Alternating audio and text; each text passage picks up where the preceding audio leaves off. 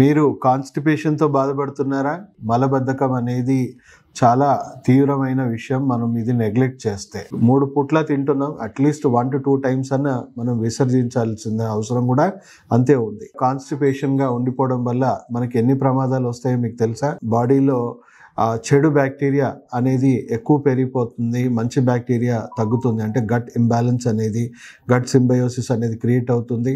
దానివల్ల తీవ్రమైన విషవాయువులు, గ్యాసెస్ మన బాడీలో పెరిగిపోయి ఆ విషవాయువులు, గ్యాసెస్ మన హార్ట్, మన వెన్నుపూస, మన బ్రెయిన్ అంతటా కూడా వ్యాప్తించి అది మెల్లిమెల్లిగా డీహైడ్రేషన్ కి గురి చేసి వాటిని దెబ్బతీసే అవకాశం ఉంది. సో బ్రెయిన్ స్ట్రోక్లు, హార్ట్ స్ట్రోక్లు ఎన్నో ప్రమాదాలు మనకు రాబోతున్నాయి. అండ్ సేమ్ టైం మన రోగ నిరోధక శక్తిని కూడా అది ఇబ్బంది పెడుతుంది. దానివల్ల కొంతమందికి ఎలర్జీస్ కానీ, ఆటో ఇమ్యూన్ సిస్టమ్ సంబంధించిన డిసార్డర్స్ రావడము, మెల్లిమెల్లిగా గట్ రిలేటెడ్ క్యాన్సర్స్ కూడా రావడం అనేది మనం చూస్తూ ఉంటాం. సో ఇది చిన్న సమస్య అని అనుకోకండి. డే టు డే బాడీకి తీసుకోవాల్సిన ఒక ఎసెన్షియల్ మెయింటెనెన్స్. సో అలాగే మనం చూసుకుంటే లోవర్ గట్ ఇన్ఫ్లమేషన్ వల్ల మనకి పైల్స్, ఫిస్టులా, బ్లీడింగ్ పైల్స్ ఇలాంటివి ఎన్నో సమస్యలు మనకి వస్తాయి. ఇది నివారించడానికి, మన జీర్ణకోశాన్ని ఆరోగ్యంగా ఉంచుకోవడానికి, మలబద్ధకం లేకుండా ఉండడానికి మనం తీసుకోవాల్సిన దినచర్య మనం సరిగ్గా పాటించాలి. ఫస్ట్ థింగ్, మనము డీహైడ్రేషన్ అవ్వకుండా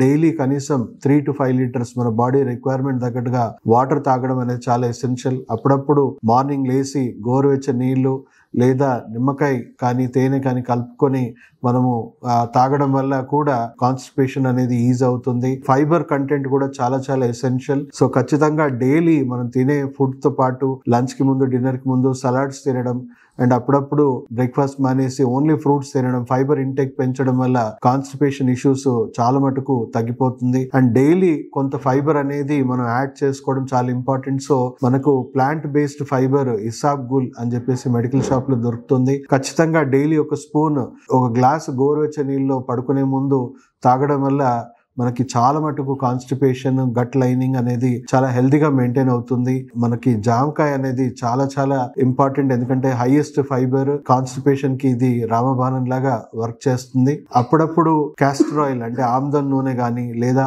ఆలివ్ ఆయిల్ లాంటిది కానీ మనము కన్జ్యూమ్ చేయడం వల్ల కూడా గట్ లైనింగ్ అనేది ఇంప్రూవ్ అవుతుంది.